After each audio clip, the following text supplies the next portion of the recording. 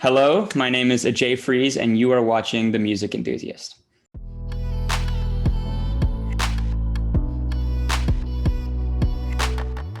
I'm Sarah from The Music Enthusiast, and today I'm here with AJ Friese. How are you?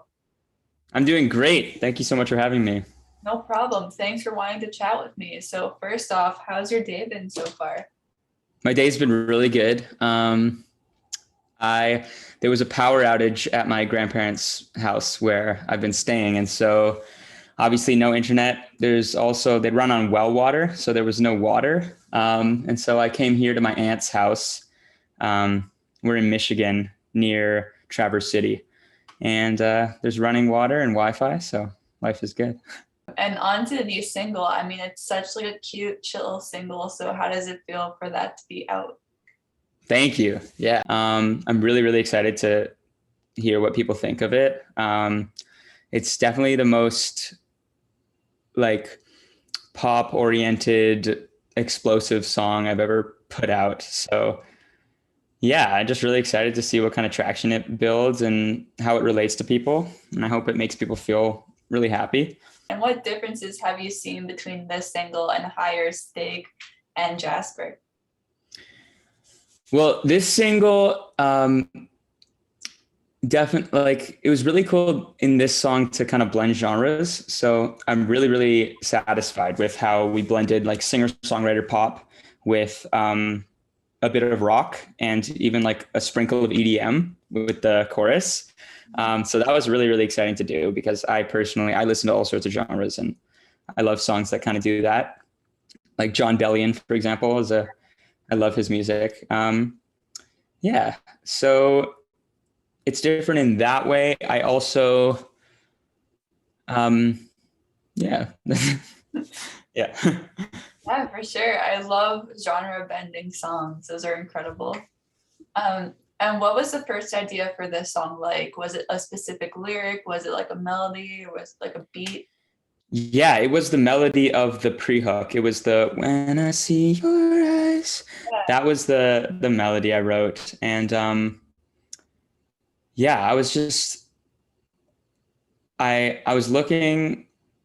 I was thinking about the feeling of like looking into my girlfriend's eyes, and feeling kind of her like faith and belief and love in me and how she sees me as a person. And I was kind of at that time I was feeling super down on myself as a person, and it kind of just inspired me to, all right, this person that I love and think very highly of, like, look at the wonderful things they see in me. And I let that inspire kind of love for myself. And so that's where that lyric comes in. When I see your eyes, there's nothing I can do to stop me from loving myself a little more. Mhm. So yeah. Yeah, I love that idea too. And how does your girlfriend think about the song? Has she heard it yet? She has heard it. Yeah. I think she really likes it. Okay. Yeah. Amazing. And you are also an actor. So Yeah. did your love for acting or music come first? Music. My love for music goes back to, I literally can't remember. I think it started when I was like came into existence. My parents said that they could tell when I was a baby that I was musical because I would always be like drumming on stuff and like humming. Like I couldn't speak. I couldn't say any words, but sometimes I would like mumble in like melodies and stuff. So yeah, I just noticed as a kid, like I would always have words and lyrics just constantly like pouring through my head. Um, yeah. And so I started playing guitar when I was in middle school, and started actually like writing down some of my songs. And that's kind of when I started to write music, on paper. But when I was like 4, 5, and 6 years old, I would just constantly, be essentially like freestyling melodies and lyrics just all throughout the day, just whatever was coming into my head. And um, yeah, I think the first time I ever remember feeling self-conscious, I was 6 years old, and I was like in another room while we had people over for dinner. And I was just like in another room singing super loud random lyrics. And then I heard like laughter from the kitchen. And it was like loving, like, oh, that's so cute laughter. But that was like the first time I was ever like, oh, other people can hear me when I do this. Yeah. And then, yeah. But with acting, I started that when I was about 11 or 12, and I just got into theater, and I just always did it because I loved it. And musical theater is like a perfect kind of combination of the two. And probably probably like my ultimate dream job would be being in a Broadway musical or something like that. I mean, it can happen. And I was also a musical theater kid. So what is your favorite musical? Probably my dream musical to like do on Broadway would be to play Aladdin. That'd be pretty awesome. Yeah, that would be so cool. Yeah. And my favorite musical, I've seen so many good ones. I've seen Wicked. I've seen Billy Elliot. I've seen Book of Mormon. I watched Hamilton on Disney Plus, of course, during the pandemic. That blew my mind. Yeah. Definitely didn't see it in person, though. That would have been crazy. But yeah, I'm not sure. My favorite, not necessarily the musical itself, but my favorite music from a musical is probably the music from Phantom. Okay. Because it's just so huge, and like that's genre blending. I mean, it's blending like opera with rock and musical theater. So it's, yeah. Yeah, that's incredible. And I mean, you're such a creative person. So while writing songs, like what inspires you to make songs, and how do you get all these ideas into one like 3-minute project? Yeah. Oh man. I mean, the vast majority of the songs I write, I never finish. Okay. So I probably write anywhere between like 2 and 10 songs a month. But I don't finish them all. Like, yeah, probably 80% of them I never finish. But it's kind of, just when I just kind of let the inspiration take me. So like when I finish a song, or when I feel compelled to finish a song, that's how I kind of judge like how much potential the song has or how important it is to finish. If I'm not needing to finish it, or it's not constantly in my head, like if I just, let it pass, then it's kind of, I don't have as much of a need to finish it. Yeah, but I rarely sit down to actually write music. They usually just come to me in the moment. Yeah, and this one, the melody came to me in the moment for Your Eyes, for that pre-hook. Yeah. Amazing. And what's coming next from you musically?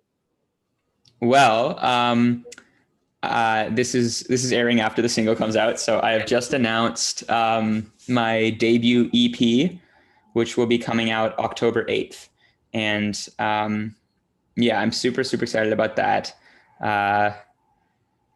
Yeah, I'm super excited. The EP is coming out. Also, in terms of acting, Lost in Space season 3 will be coming out pretty soon. I don't know if they haven't announced the release date as of this interview taking place, but yeah, I think I have a feeling they're going to announce it soon. A lot of like the showrunner and stuff are like teasing that there's going to be an announcement soon, or making jokes about how there's been no announcement in so long. Amazing. Can't wait for all of those things. Thank you. Last question. Who are your favorite up and coming artists right now? My favorite up and coming artist. Well, or just your favorite right now. Yeah. Well, up and coming, I would have to. I really like Clinton Kane. Mm-hmm. Do you know about him yet? Yeah. But I will check him out after. He's good. There's been an incredible resurgence recently of. So basically, between like, I grew up listening to like folk, singer-songwriter, modern rock, alternative rock. And then between like 2015 and 2020, all that just seemed to disappear from the charts. And I was like, where is it? And I think there's all these people who were like me. They're like, where is it? We want it back. And so now so many of those teenagers and those young adults are like almost coming back with their own modern take on those styles of music. And so I'm finding a huge resurgence in like down to earth, raw acoustic music. I mean, we've heard like, it kind of started, I think, a lot with Billie Eilish, kind of the resurgence of it. And we've heard, Olivia Rodrigo, Clinton Kane, as I said, all the, of course, Conan Gray. All these artists kind of bringing back the acoustic guitar, bringing back rock, bringing back singer-songwriter type stuff. And yeah, that's kind of where I aim to also make my mark, because I love songwriting. And I think at the base of it all, I am a lyricist. So yeah, and in terms of my favorite artists, there's also Jacob Collier, who is a genius. Yeah, his music, he's a musician's musician. So musicians love him, and most of the public doesn't know about him. So he has he's 27. He has 5 Grammy Awards, though a lot of people have never heard of him. The Grammy committee obviously recognizes him. Quincy Jones produces him, and I think he knows more about music theory and everything than I've ever heard anyone do. And he just kind of opened up the world to me, the musical world to me, realizing that there's nothing you can't really do with music. Like there's no rules, anything. He's proven that every note goes with every note in a chord. Yeah. And he uses microtones, which are notes in between the keys on a keyboard. So as a musician watching him, it's so inspiring and so demotivating at the same time. So it's pretty awesome. Yeah, I totally agreed with that. Well, thank you so much for chatting with me. It was so much fun. Thank you. Yeah, I really enjoyed it.